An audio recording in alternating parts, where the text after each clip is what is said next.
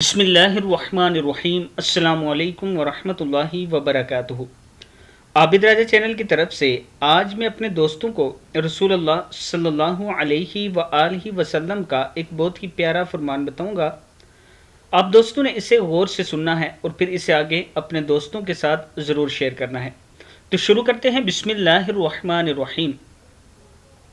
हज़रत सैयदना अबू हुरैरा रज़ियल्लाहु ताला अन्हु फरमाते हैं, सैयद कौनैन हुज़ूर अकरम सल्लल्लाहु अलैहि वआलिहि वसल्लम ने फरमाया, मैंने मेराज शरीफ की रात एक कौम को देखा जो एक रोज़ खेती बोती है और दूसरे दिन काटती है। जो ही काट कर फारिग होती है तो नई खेती बढ़ जाती है। पूछा, ये कौन लोग हैं? अर्ज़ किया, ये अल्लाह की राह में जहाद करने वाले हैं जिनकी नेकियां ख़त्म ही नहीं होती। इब्न कसीर में है, ये किताब का वाला नीचे मौजूद है, आप देख सकते हैं कि अल्लाह की राह में जो लोग जहाद करते हैं उनकी नेकियां इतनी होती हैं कि वो ख़त्म ही नहीं होती।